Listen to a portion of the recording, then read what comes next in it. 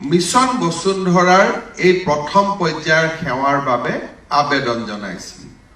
অৰ্থাৎ এই কথা প্ৰতীয়মান হৈছিল যে বহু বছৰ ৰাজহ বিভাগত বা চক্ৰ বিষয়াৰ কাৰ্যালয়ত বা জিলা উপায়ুক্তৰ কাৰ্যালয়ত নিত্য নৈমিত্তিক কামসমূহো হোৱা নাছিল। মিছন বসুন্ধৰা 2 লগত আমি যেতিয়া মিছন বসুন্ধৰা 1ৰ সেৱাবিলাক আকৌ এবাৰ সংযোজন কৰিছিলো, তেতিয়া এই সংখ্যা 15 লাখলৈ বৃদ্ধি পাইছিল।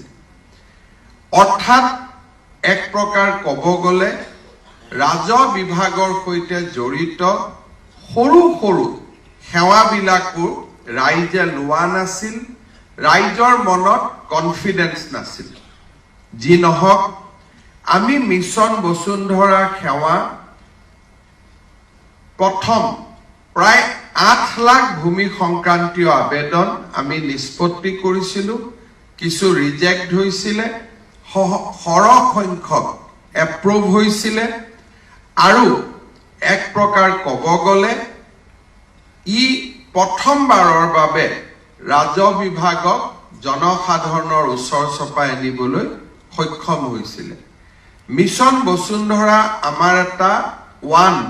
আমাৰ এটা কনফিডেন্স বিল্ডিং এক্সাৰচাইজ আছিলে, আৰু তাত আমি সফল হৈছিলো। যেতিয়া আমি মিছন বসুন্ধৰা 1 আমি আগবাঢ়িছিলো, তাৰ লগে লগে আমি 2ৰ প্ৰস্তুতি পৰ্বও আগবঢ়াইছিলো।